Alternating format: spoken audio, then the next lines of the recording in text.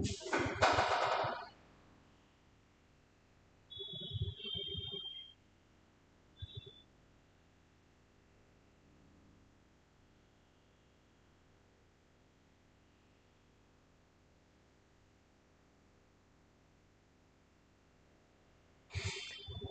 and good evening, all of you. Please give me a confirmation in the live chat if the audio and video are clear to you all, if the signal is clear, and once I get a confirmation from you, I'll be beginning with the session for today. Please respond to me in the chat. And generally in this YouTube live, whenever you ask a question on the chat, there is generally a lag, so it might take some time for me to respond to your queries. However, you can put down your queries into the chat, and I will try to respond to as many questions as possible towards the end of the session. Okay, thank you all for the confirmation. Let us begin with the session for today. So this short session is particularly for your application for the post-graduation admissions of SPA Delhi. This will be a short session, probably say a half an hour so or half an hour long or so, where we will be looking into all the details of the SPA Delhi's PG admission, because the PG admission portal is already live. So the admission for SPA Delhi's post-graduation, the process is already has already begun. So let us look into this the details of this particular session. So we'll be first beginning by having a brief look at the important dates. As you probably have gone through the official advertisement of the SPA Delhi admission, uh, you might have gone through the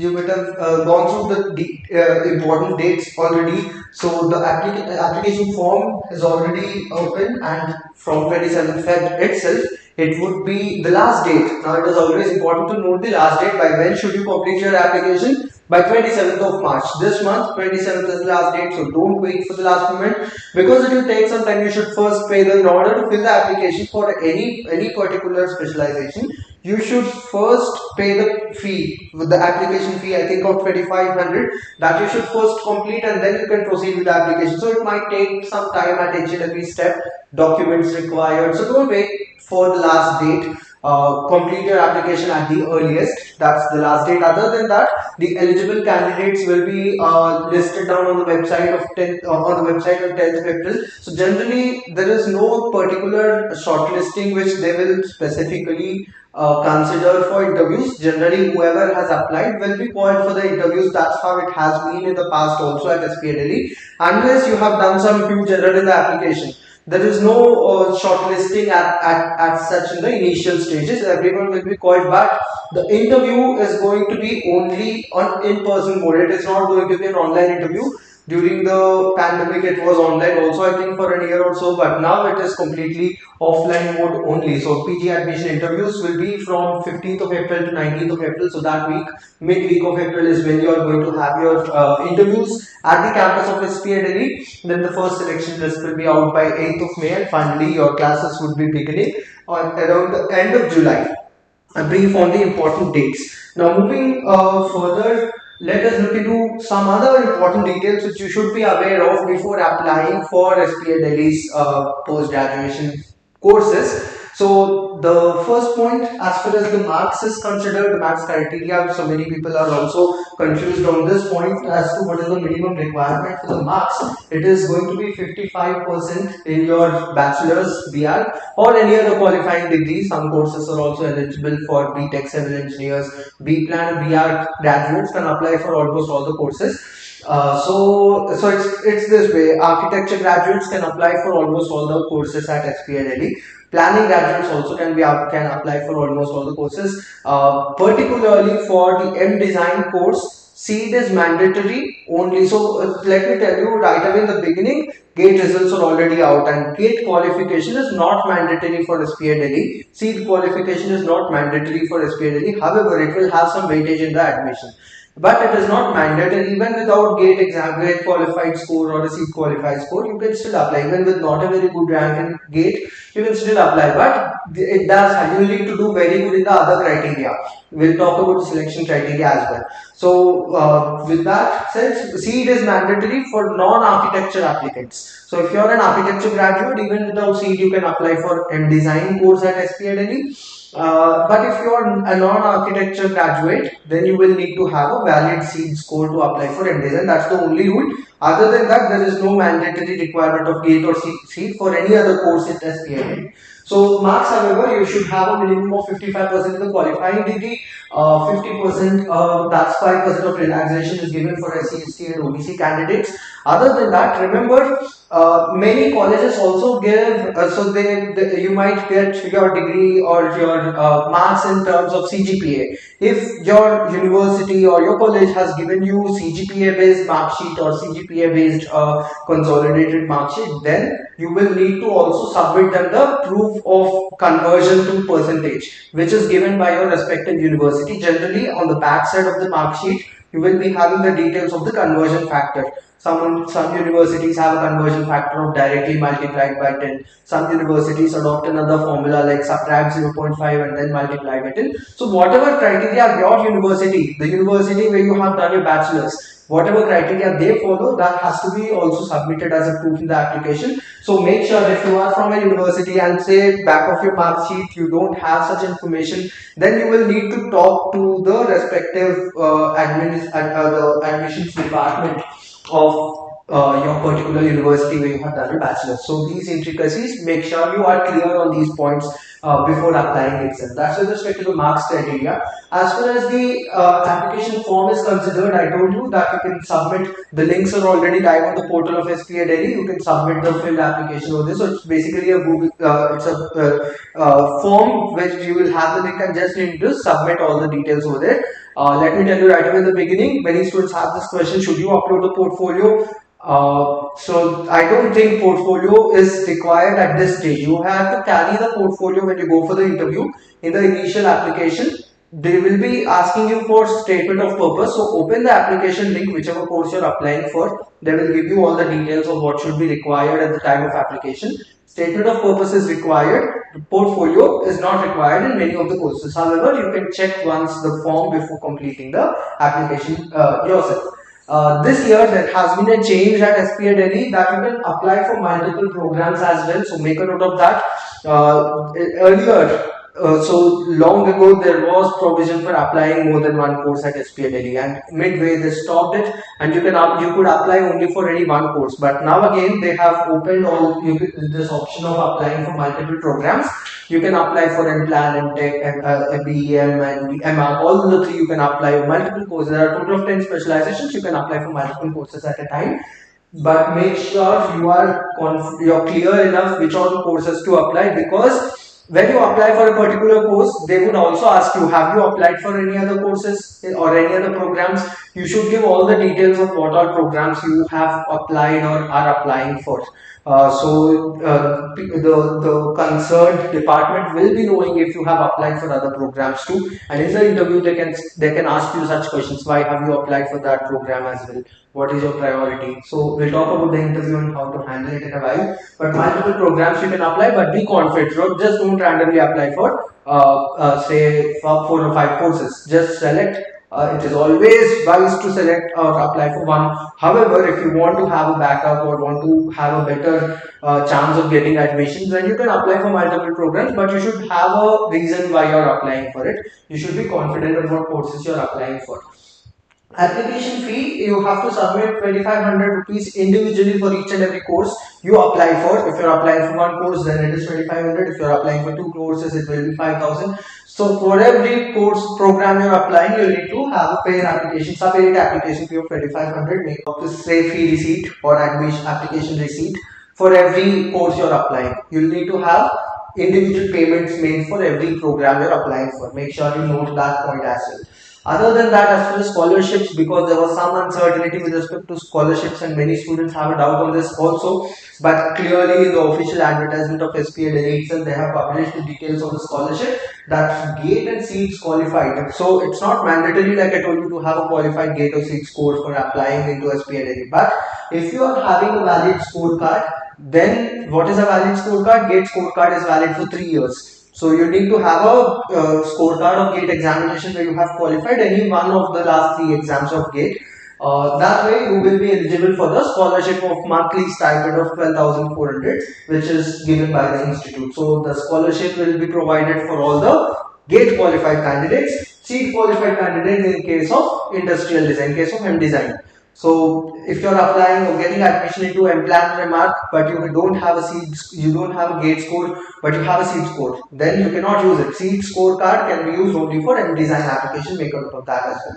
One last point which can be crucial for some students, if you are in your final year, make sure that you will get your final, say the scorecard of your particular university of DR by 31st of August. If you do not submit your degree or your provisional degree at least by 31st of August 2024 to SPA Delhi, then your admission could get cancelled. So make a note of that crucial date. If you're in your final year, make sure that you get your scorecard by that time. If you're in a situation where you're not able to get it, then you will need to try to get talk to the academics department of your respective college to ensure that your admission doesn't get cancelled. If you're in your final year, that's something you need to note, make a note of. So these are some important details given in the official advertisement for your PG.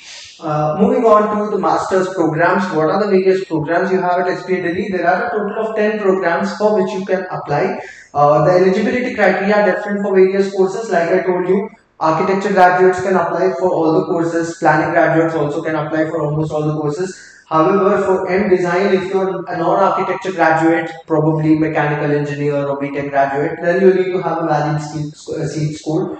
Other than that, for every specialization, there are different set of eligibility criteria. You can check that from the official advertisement. Civil engineers are also eligible for many courses like M-Plan courses. Civil engineers are also applicable for MBM course. So even without a GATE scorecard or valid GATE scorecard. So the courses broadly, all the courses are full-time 2-year courses, on-campus courses. There is no online course or program at SPA Delhi, and there is no distance learning program also at SPA Delhi. Broadly classified, master's programs are of 3 types. You can have MArch courses. Under MArch, there are 3 specializations. You have architectural conservation, urban design, and landscape architecture. These are the 3 specializations for MArch. Then you have, so these are MArch courses.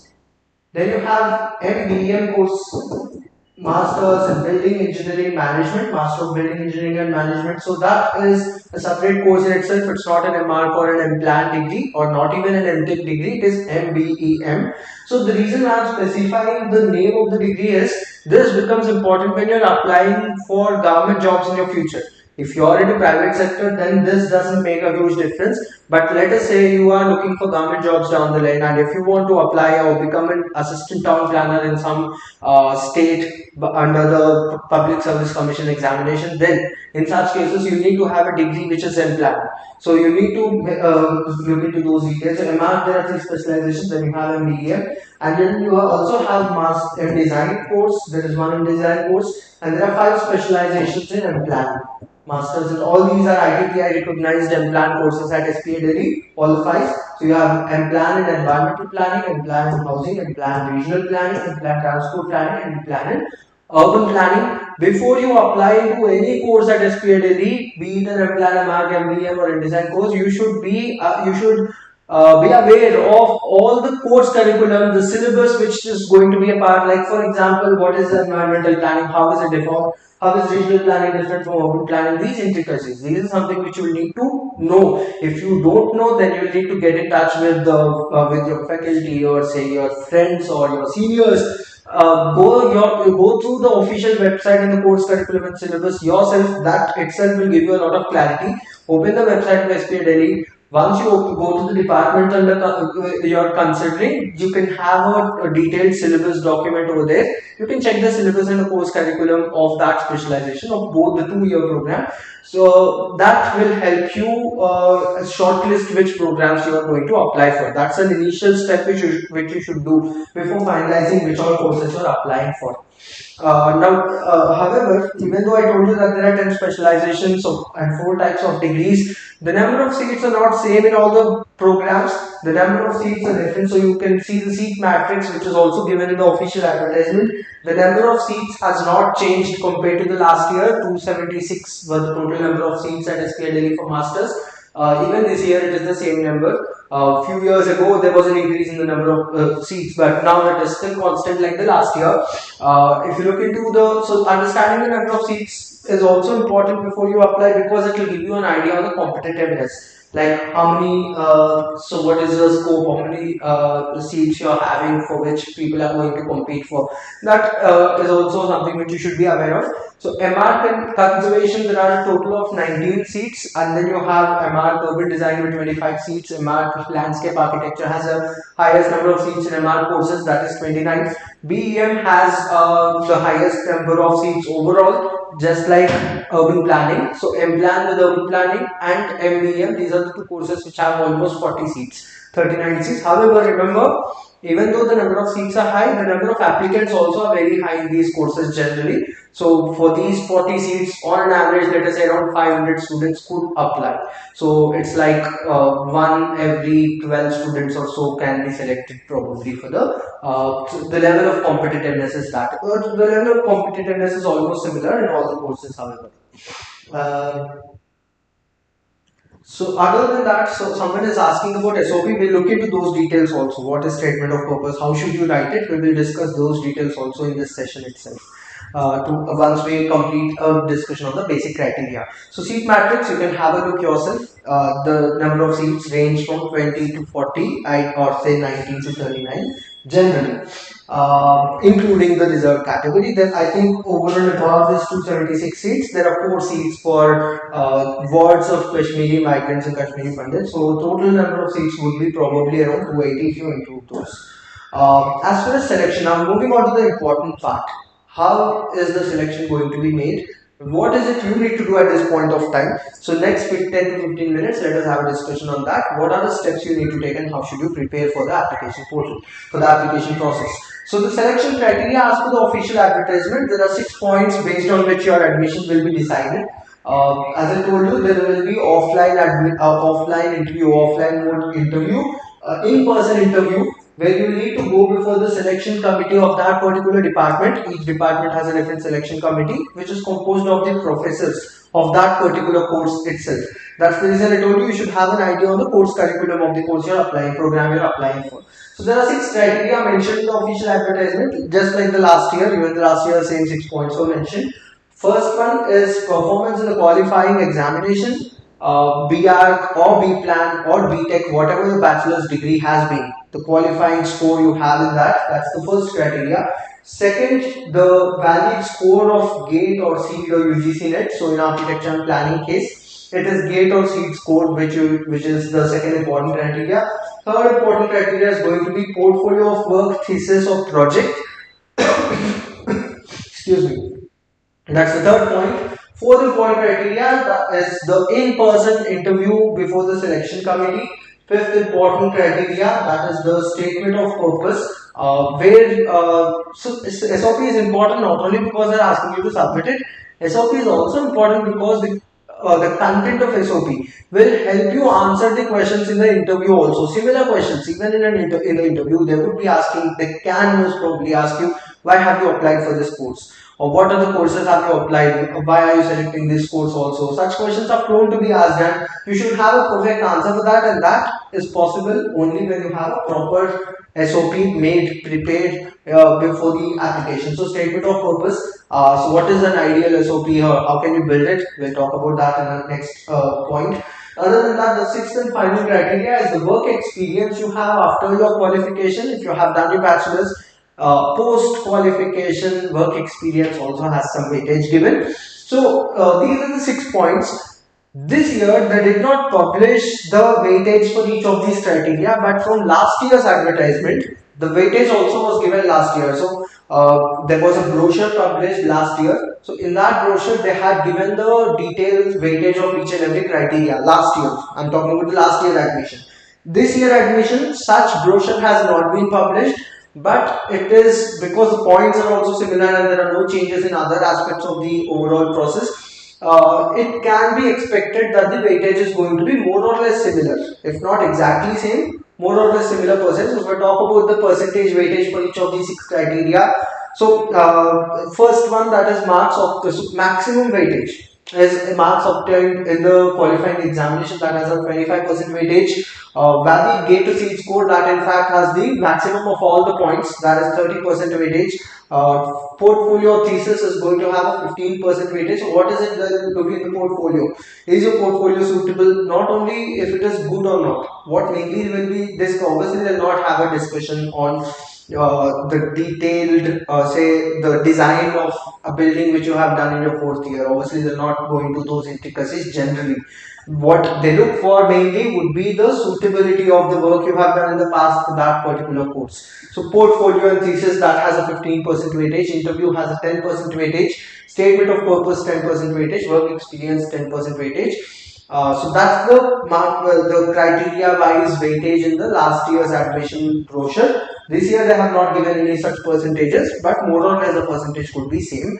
Let me tell you right away in the beginning, gate and seat score is not mandatory. However, if you have qualified, there will be two advantages. Number one, you will have a consideration of that in the overall selection in terms of there is a weightage for it also. As per the last year's details, it has the maximum weightage. Secondly, you will also be eligible for the scholarship if you don't have a qualified gate score or seat score card, and even if you have if you are selected, even then you will not get your stipend if you don't have a valid scorecard. That's about the importance of the valid gate scorecard.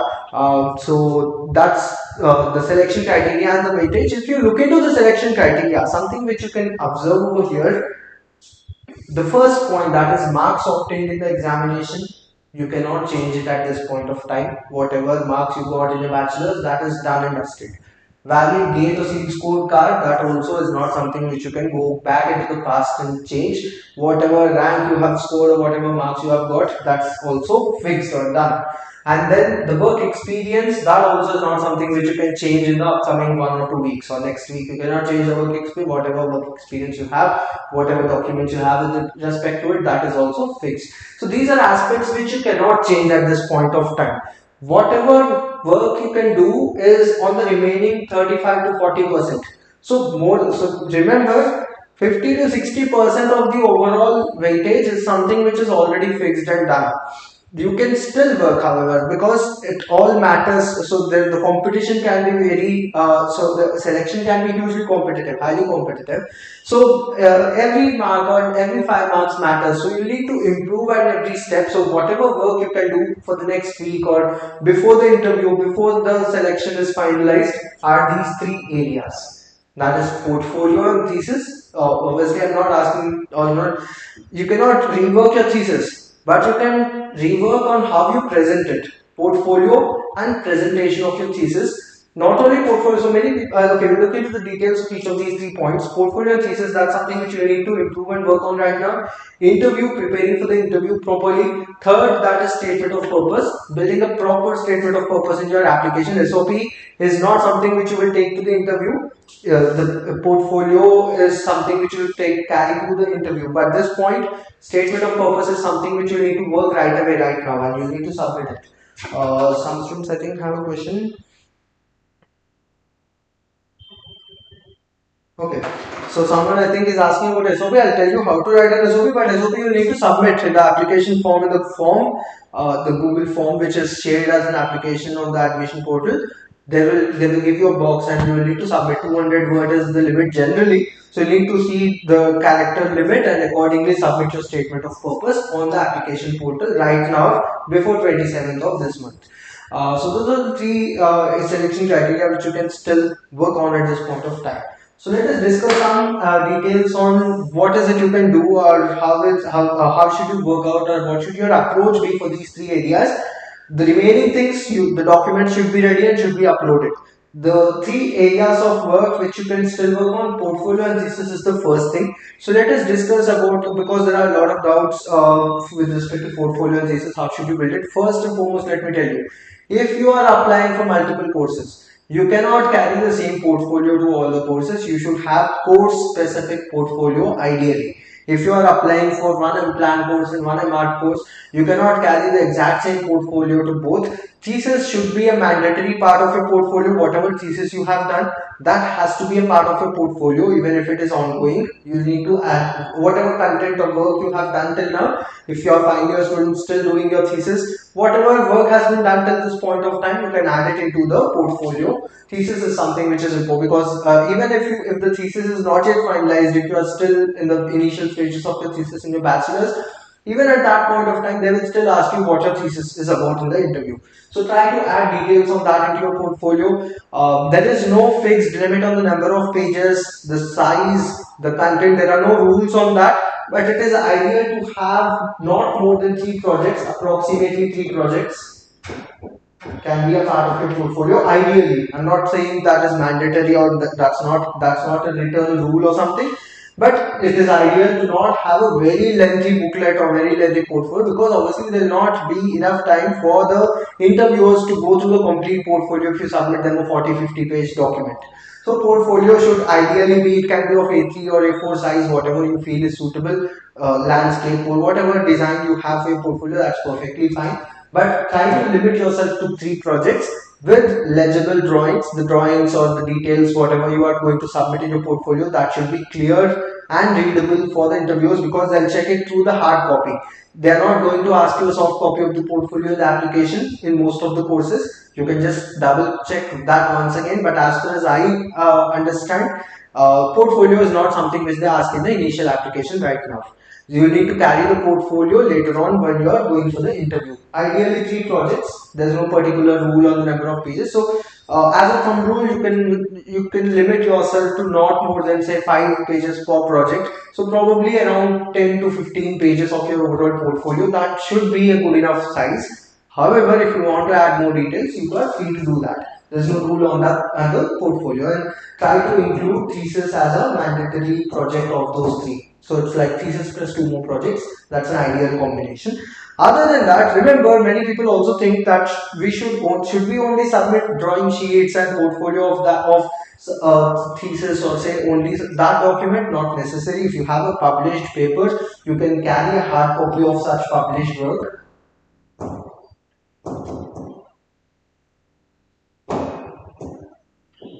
Even if you have a say research paper which is not yet published in some it is not yet published, but it is still in the initial stages, you are still free to carry that as well.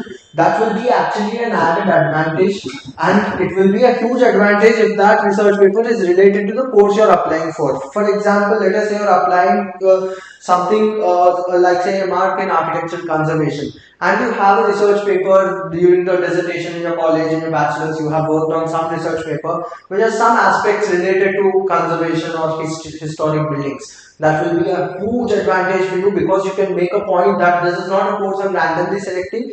I have worked on it in my bachelor's also. That will be a huge advantage. I'm just giving you an example of conservation. Same goes for all the courses. In case of courses like BEM, you can carry working drawings, you can carry, say, any other technical work like project scheduling, or say you have done some work on MSP Microsoft project or Primavera, you have created some Gantt charts or schedules. You can carry such content also from your work experience as well. So not only academic projects, even from your work experience, you can include such details into your portfolio. So it's not necessarily only designs and buildings, or say from planning background, it's not only your thesis. You can always add content like research papers, or say content developed using software. So content which shows your software skills, what say GIS based maps if you have created something. So try to include such aspects if you are from planning, if you are applying for some planning course.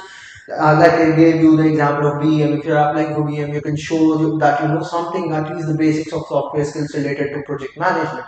So you can include work which can express the knowledge you have in the software skills related to that course. So that's the reason I told you portfolio is not something, it's not like one size fits all. It should be, it has to be course or program specific. Whichever program you're applying for, is it has to be program specific. That is something which is important. So if you don't think that you have enough time to work on multiple portfolios, then you can limit yourself only to say maybe 1 or 2 courses you can program, you can apply. But having a program specific portfolio will increase the chances drastically of you getting selected That's a brief on the portfolio. If you have any questions on any aspects, you can put it into the chat, and towards the end I'll take up the questions from the chat.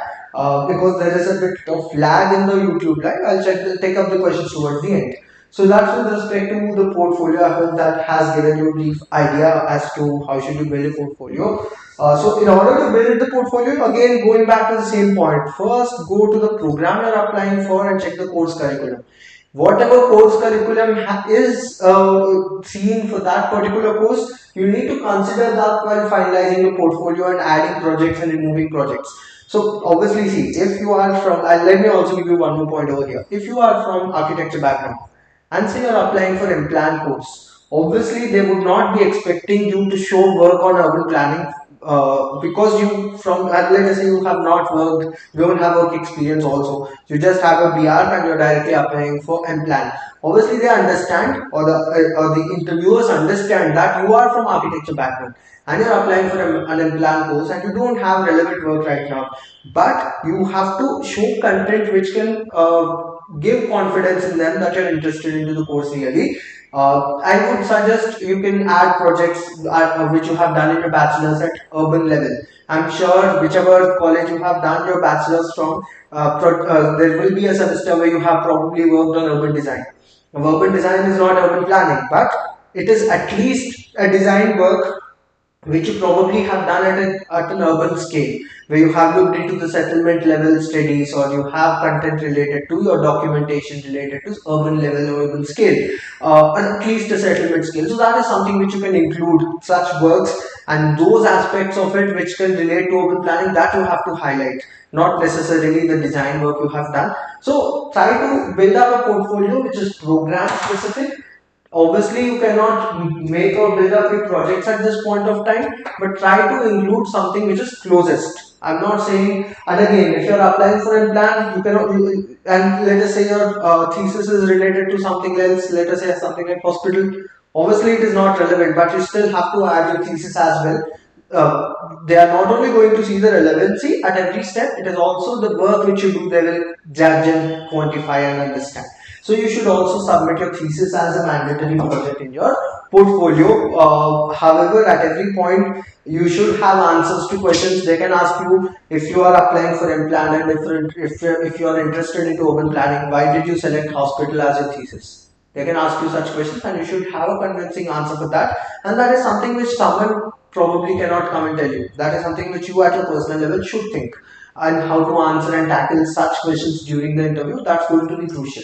So that's a brief idea on the portfolio. So this portfolio and thesis thing, it is very closely related to interview because the use of the portfolio or the point where they're going to check it is mainly during the interview itself. So carry a good portfolio, something which is interesting to look at, well-designed projects, including additional content, not only design projects, would also be something suitable for the interview, and carry that course-specific portfolio to the interview. And be confident in whatever you put into the portfolio, because right away they'll take your portfolio, open it, and they can ask you something related to what is seen in your portfolio. So try to be confident on every point you put into the portfolio, every point you are going to submit to them in the document of portfolio. You should be confident to answer any question from that area. That brings us to the next point, that is statement of purpose.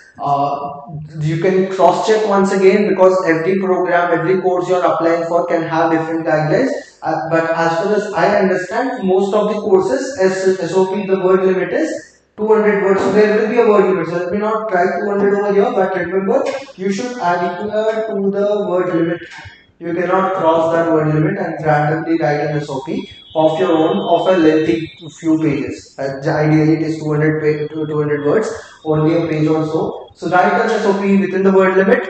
You need to submit the SOP right now in the application portal before 27th itself. You need to submit that SOP on the portal itself, on the form, application form. The content of SOP is equally important for your future, for your interview particularly. In the interview, the questions will be based. Obviously, it's not like they'll look into the SOP and then ask you the questions. But whatever answers you're giving, that is something which you already would be framed if you write a good SOP in the beginning itself. Now, as far as the points which you need to incorporate into the 200 word SOP statement of purpose, I hope you know the idea of SOP. SOP is just to help them know how interested you are in the course you're applying for. That's the purpose of a statement, or the name itself, statement of purpose. Then an ideal SOP can be written in 3 paragraphs. You can limit yourself to three, not necessarily, it's not a rule, but I'm just giving you an overall idea. Obviously, it is something which is not a it's not a one size fits all again. You need to work on your own SOP at your own personal level. You can work on 3 broad areas with 3 broad paragraphs. The first paragraph ideally should talk about the background. Now, what do I mean by background? So, ideally, three say paragraphs. First is the background. On a background, you should express the interest of you, or why are you applying for that particular course. That is something which you should address in the background itself. Interest in the course you're applying for. Now that interest, it's not just a statement. If you're applying for MArch landscape architecture, it's not a single statement that I like landscape architecture. That is not something which they look for. It should be a convincing. It should be in a convincing way that you show that interest. So you will ideally need to use a convincing point or a convincing story or a convincing aspect. So there should, for example, you can give something from your real-time experience which relates to the course you're applying for. Probably let us say something like you're applying for BEM, and during your work experience as an architect in the past, or at least if you don't have a work experience, at least during your internship, you can give some example. During my internship, I have worked on so and so project, or say I have worked with a project management team, and their work actually pulled me towards that particular area of interest. So that is something you will need to. It's not just writing randomly that I like this course, but try to put out an example or a story or an aspect from your past, be it internship or your academic curriculum or your work experience aspect. Try to use that as a point to show that you're really interested into the course. Not only expressing interest under the background, the second important thing, you should also write a statement. It is not a very lengthy one. Probably in the background you can write 2 or 3 sentences. So the first thing, you can talk about the interest you have in that program, and secondly, what have you done to show that interest. Or say for example, you are writing that during my internship I got to know that I am interested in landscape architecture. During my internship I was working on a project where I got to know that landscape is my forte, or landscape architecture is my area of interest. You have written that. Now you should not stop there. In the next point, you have to write something which shows them that you have actually done something towards the area of interest. So what have you done towards that interest? What does that mean? For example, you're telling that landscape architecture is your area of interest. You should write down the next point that so because of this reason, in my thesis I have selected this project where landscape is a major area of focus. Or even if it is not related to landscape or thesis, you can say my thesis is this project, but I have ensured that I work on this area of interest also. Right? So if you are applying for BEM, let us say BEM you have applied, you can say I got to know that my area of interest is in project management during my internship or during my work experience, and moving further in the next project or moving further in the thesis, I have worked on the project management aspect also. Even though it was not required to be a part of thesis, I have designed the building and have prepared a schedule also for it. If you have not done it in the past, you can still do it right now before the interview, right? You can show something what you have done towards that interest. That's going to be an important thing. Now you might think, are they going to really read SOP in such detail and quantify or say check the quality of it? Firstly, yes, they will.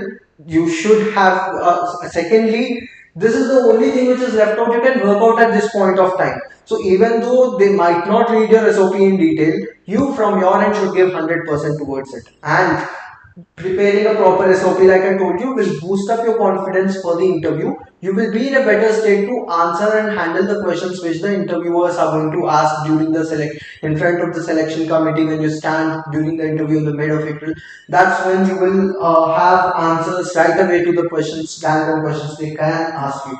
So that's about the first area, first paragraph you can say. The second paragraph can be about the technical knowledge. Obviously, when you are applying for a master's degree, they would not expect you to have all the knowledge with respect to it. let us say you're applying for M-Plan in urban planning. Obviously, they'll not expect that you know everything of urban planning by the time you're joining the course. But you should use technical terms, ideally name of software or say some technicality you should impart. So it's not like it should be an SOP which after reading they should know that okay, this person is really interested in it and knows the basics of this course and knows what software are used. So this is where you will need to go through the course content also. So in order to write down this particular technical knowledge paragraph or the second part of it where you're expressing your technical knowledge, you should use technical terms. Like for example, if you're applying for BEM and you're writing an SOP for it, you'll need to use technical terms like say something like project scheduling, project trashing. You need to create a line where you're expressing or showing that you have knowledge on that subject. That is something which you should ensure in the second part of the SOP. Other than that, in this particular paragraph, it is going to really help you if you have a proper study of the course curriculum. Whichever program you're applying, the course curriculum or the syllabus on the website of the SPI Delhi, you should go through the syllabus and ensure some parts of it you talk about. So in the course curriculum at SPI Delhi, this is something which interests me. This is something which actually aligns with my area of work or area of interest, and it is going to help me, and it will something be it will act as an important input for improving my knowledge. So something like that has to be added in the technical knowledge. So talking about the technical terms and showing that you have technical knowledge of the course you're applying for, that is also something you need to ensure in your SOP. Moving on to the final, the third part, the conclusion. How to conclude. Conclusion is going to be the most important because it will leave out the impact towards the end. One whoever is evaluating the statement of purpose towards the end, when they move on towards the end of the SOP, conclusion has to be to the point and strong enough and should make a clear statement because that will have an impact before they mark your SOP. So conclusion you need to work on. In the conclusion part, you can mainly talk about so you can basically conclude whatever you have talked about in the beginning. You can conclude that or summarize that probably in a statement or two. And it is very important to also make a note of your future aspirations.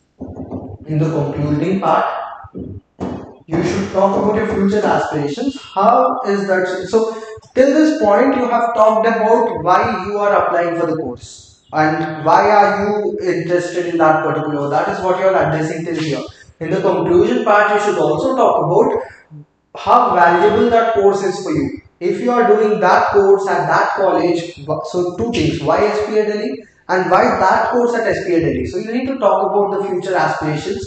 In my future, I aspire to be this, for which this course is very important for me. Something of that sort. Don't use the same words, but it should work on that particular point mainly. What your future aspiration is down the line, and how is it going to, how this course is going to be important, and what role SPI Delhi is going to play in your future aspiration. That is something which you should include in the concluding state. So that's a brief idea on SOP. You can broadly work in these three areas. Not stick yourself, don't actually write down only three paragraphs. You can increase plus or minus paragraphs, you can do that. All that is something which you can do at your end, but ensure that you work on these areas. That's say the introductory kickstart part. Using this, build up your own SOP. You can add things, you can remove things from whatever I have talked. It is up to you what you do. But these are the areas which will make your SOP interesting and ideal for the selection procedure. So that is statement of purpose.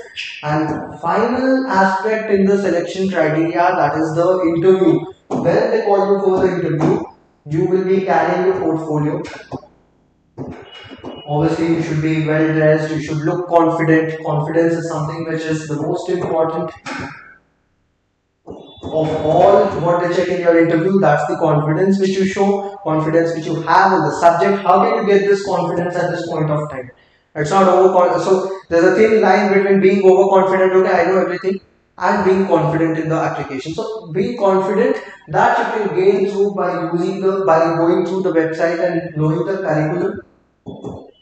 What are they going to teach you in that course? You should have an idea. You should not know everything, but you should at least know what are the main subjects which you need to work on. Other than that, proper SOP. Don't ask someone to write your SOP. Write yourself. Be true to your heart as much as possible.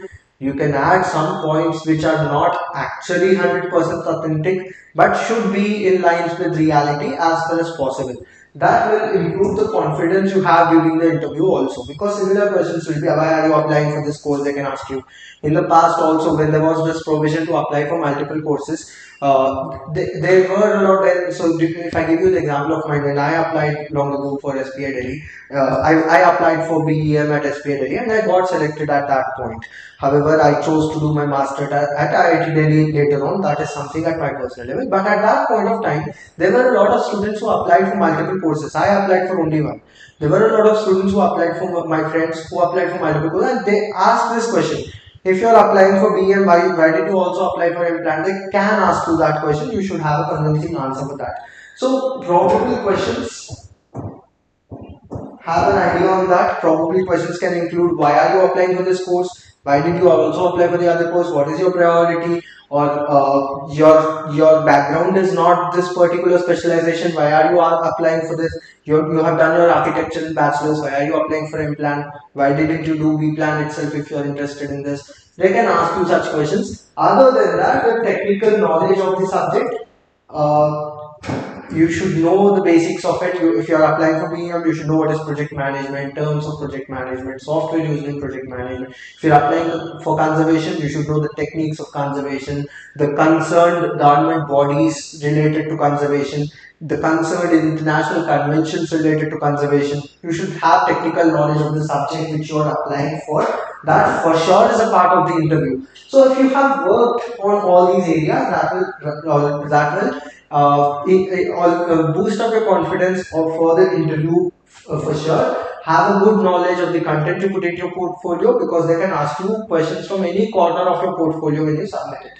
So that's something which you can do. So you need to work on these areas for your interview preparation before the shortlist and call you for the interview. So that's a brief on the selection criteria and the overall admission procedure for SPL Delhi.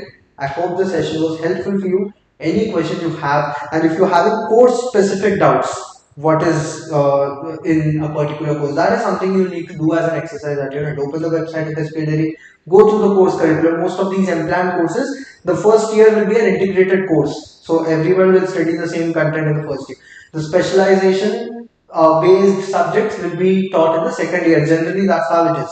So you can check the course curriculum, what is taught in the integrated course, what is different in the second year. So look into those details for yourselves from the official website and the course curriculum syllabus of the course. So let me look into the questions part. If you have any questions, you can put it into the chat. And if you are a KP classes student, you already have a number, contact number. You can contact us for any further guidance you need for particular college. I personally will look into it and try to respond to your query for sure. So let us see the questions over here. Is there any page limit? Roy has asked, is there any page limit for portfolio? There is no such rule written down in the admission brochure at this point of time. So, as I told you, there is no rule for number of pages on the portfolio. Sejal has a question. Which course has the most scope? I'm not sure of the specialization. Sejal, for that you need to think. So, we also have a separate session, post-gate counseling session is separate. So, this was only for SPI Delhi. We are having an upcoming session which is post-gate counseling session for those gate qualified students, and also for those who probably did not have a very good result. We are going to have a separate session where we'll talk about all the colleges, all the courses you have as a scope for the future. We will discuss about that in a separate session. This was only about SPI Delhi. But at SPI Delhi's level, if I tell you which course to select, if you're confused, you need to think about your aspiration at your personal level. If you are planning, if you are interested into a government job, particularly only government job, then probably you can give preference to M-Plan courses, because in M-Plan there is a wider scope. There are, at this point of time also, there are multiple agencies which are recruiting architects. Uttar Pradesh Public Service Commission, recently Haryana Public Service Commission has recruited a town planners with M-Plan specialization. Right now in Gujarat there is an opening of Rajkot Municipal Corporation. So there are a lot of municipal corporations throughout the country which require town planners. That is something, if government job is something which you aspire for, select and plan. If you're planning to get into academics, want to pursue your PhD, get into teaching also, or become a researcher, then you should go by your area of interest. What is your core area of interest? You need to select that and work towards it. If you are looking for government or private sector jobs particularly, then you can select sectors like say BEM, building engineering management, or say transportation, or even urban planning to some extent. So for private sector jobs, you can go and with and design for sure. So those courses which have a better scope for government jobs, so private sector jobs. You need to select it based at your personal levels, interest, and your aspiration. I think that answers your question, Sejal, to some extent. Gautami has a question. What size portfolio we should carry there? Gautami, there is no rule as such, A4 or A3. I personally think A4 is more handy to look at, but it is up to you. Even if you have an A3 size portfolio, that's perfectly fine because it will be more legible. So both the size A4 and A3 size both have their own pros and cons. You need not carry a larger portfolio more than an A3 size. You can stick yourself mostly to an A3 size portfolio. I think that should be enough. I think that answers your question as well, Gautami. Moving on to Bhumi. Bhumi also has a question. Bhumika. Do we need to introduce ourselves mentioning a qualifying institute and all in the SOP? Bhumika, yeah, probably very briefly you can do it with my bachelor's and so college or at Institute of National Importance or something like that. You can write a brief statement for sure in the SOP, which shows from which college or institute or university you have done. If you feel, you can add that detail for sure. Tanya has a question. What kind of project should we put into the portfolio for BM? Tanya, you need to add the thesis for sure. Other projects, you can select those projects where you have some technical drawings or some working drawings developed, or even from your work experience. You need to put up a project which has some technical drawings or technical content related to, say, it could be BOQ or it could be something like a project schedule, something which has such technical aspects related to BEM, because building engineering management is not only about project management, it also has building engineering. Building engineering and building technology also includes content like, say, working drawings. As simple as that can also be a part of your portfolio for BEM. I think that answers your question also, Tanya. Tell about SPA Bhopal and SPA Vijayawada. Gautami, so both at SPA Vijayawada and Bhopal, also you have similar number of courses with a lot of specializations. So in SPA Vijayawada and Bhopal both, there are two types of admission. You can get into SPA Bhopal and Vijayawada through CCMT, that is a common portal for admission, which is through GATE score. If you go through GATE score through CCMT portal, you will get your stipend. There is direct admission also at SPA Vijayawada and Bhopal. So it's like 60-40, 60% of the seats they take through GATE, remaining 40% through the direct admission. So if you're applying through direct admission, you will not get your stipend. Even if you have a qualified GATE score card, you will not get your stipend if you are selected through the direct admission process. You can apply in both, you can apply through CCMT, you can apply through direct admission also. The direct admission brochure is not yet out at this point of time for both SPA Bhopal and Vijayawada. Once those application portals are live, we will put out a message to all the student community who are connected with us on our social media handles. You'll get an update on it. So once that is out, you can work towards it. So SPA Vijayawada and Bhopal also have interview-based application. They have SOP and all, and similar procedure is followed for the direct admission. But remember, direct admission through without say direct admission, even if you're having a valid GATE score card, if you're going through direct admission at SPA Bhopal and Vijayawada, you will not get the stipend. Generally, that's how it is. You can cross check from your end once again on that. I think that answers your question, Gautami. DG has a question. Is there any way we get some insights from the alumni doing any specific courses for getting clarity while choosing them? Yes, you should actually get in touch with seniors. Try to talk to your friends. If you are, if you are not having any seniors and doing that particular course, you can reach out the alumni from the alumni website of the college or university. SPAs also have their alumni database over there in some SPA Bhopal. I think I saw an alumni database. You can cross check if you have such database. Otherwise, best way you can reach out to them directly over social media through LinkedIn and all. They will for sure help you out regarding your queries. So you should for sure get. It's always ideal to get in touch with the alumni of a particular course. Uh, if you are not able to get find any such details, you can also reach out to us. If possible, we will try to help you out in that regard. Dipanshu has a question. Do I mention I'm doing M plan for government job? Dipanshu, depends on what type of wording you're using. For sure, you can put out that idea, but just that cannot work. Just for government job, I'm doing M plan. That cannot be a statement of purpose, or that cannot be a highlight point of your SOP. It can be an additional point, some way you put it out, but not something which is very, it cannot be the highlight of your SOP in simple terms. Manil has a question. MA Urban Studies consider equivalent to employing government jobs. Aman, it depends on the agency which is conducting. So every state has different set of guidelines. General thumb rule is for ATP post they will ask you if the course is ITPI recognized. So whatever course you're talking about, just check if it is ITPI recognized. Then you are well to go for most of the government jobs. That's the say litmus test for yourself for your eligibility of any plan. Danish has a question. Should we choose SPA Delhi anytime over SPA Vijayawada or Bhopal irrespective of their location?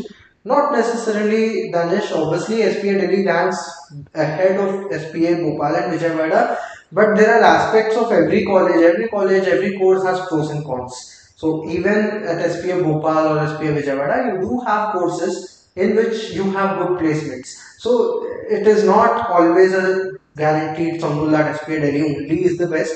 SPI Bhopal and Vijayawada also have their own pros. So pros and cons are always in all the colleges. So you need to talk to the alumni, talk to the seniors, and that's the best way you can make a decision regarding that. NUT has government job openings. Not sure what you're talking about, Aishwarya. If you have, you need to be more specific on what question you're asking, but you can reach out to us on our official, on our WhatsApp number. We'll try to respond any further queries you have. 9560 you can put out it also there. If you have my number, if you are a registered student and have my number, you can directly reach out to me as well. Sejal has a question. I am fifth year currently. Some people say I should get some work experience and do masters. Should I go right away? Why? What should I do? Sejal, it depends on your personal interest. If you ask me, if the question is doing masters, doing having work experience, will that improve the chance of getting into masters? Not necessarily. Having work experience, will that help you get a better job after masters? Not necessarily. Having a work experience, will that be useful for you to understand the course content in masters? Not necessarily. So it's not mandatory. It's not something which is more, which is not something which is better also. So it is at your personal interest what you are preparing for or what are you applying for. So it depends at a personal level. But to simply answer you, having work experience does not have a huge value addition down the line as such before doing masters. Abhishek has a question. Can I know about industrial design? Abhishek, industrial design is an design course at SPA Delhi. Most of the requirement in that particular department, it is in the area of UI UX at this point of time. For specific details on that particular course, you can reach out the alumni or students of that course on social media or through your seniors or so. Can we apply in both processes? Roy, yes, at SPA Vijayawada and Bhopal, you can apply through CCMT and also direct admission both. But you need to check with the official admission brochure of this year, which is not yet published.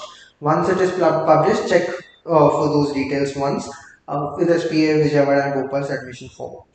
I reached to Pulkit about SPAV but have not solved the problem about application.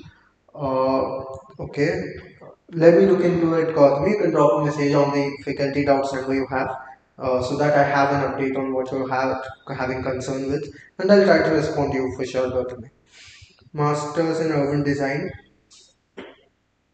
Okay, Masters in Urban Design has government jobs. Okay, Aishwarya, there was an opening once in some government sector of West Bengal where they required urban designers with specialized urban design. So it is there are openings, but it is not something which is very widely seen like M-plan based ATP posts. Assistant town planners are seen in almost all the municipalities throughout the country. But urban designers are not recruited by these government agencies. It's not widely recruited, but there are some openings for sure. Which is better, planning SPA Delhi or IITs? Akansha, both are equally good. Both have again, both are equally good, I would say. IITs obviously have that broader recognition and broader brand value. SPA also is a very good institute and everyone knows it.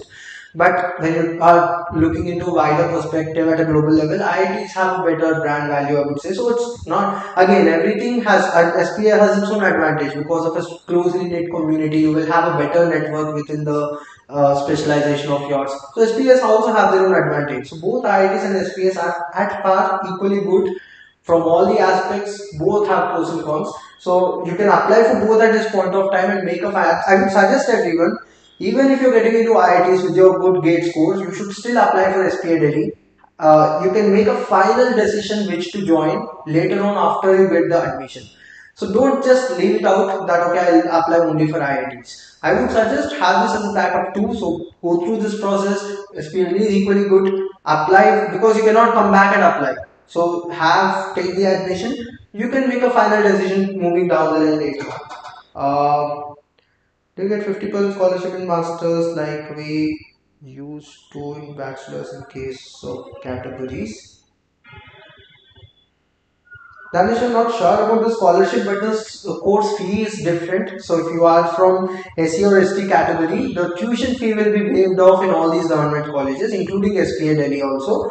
The fees will be different and will be slightly there. I'm not sure about the scholarship, that will need to check with the institute. Does Masters in Environment Planning get a government job? Yes, Bhavi, M-Plan with Environmental Planning also is an M-Plan degree. So you will have equal opportunities because it is ITPR recognized. You can apply for the ATP post with the Environmental Planner degree also because it is ultimately an M-Plan degree. So with that, let me let me end up this session. So for any further queries, you can reach out to us on 9560 You can find the details of our contact number on the screen or the description. You can put out your queries and we'll try to get back to you. We'll have a separate session about a wider discussion on the courses and colleges other than SPA Delhi. This session was particularly for SPA Delhi. Thank you, and I would wish you all success in your application when get selected into SPA Delhi.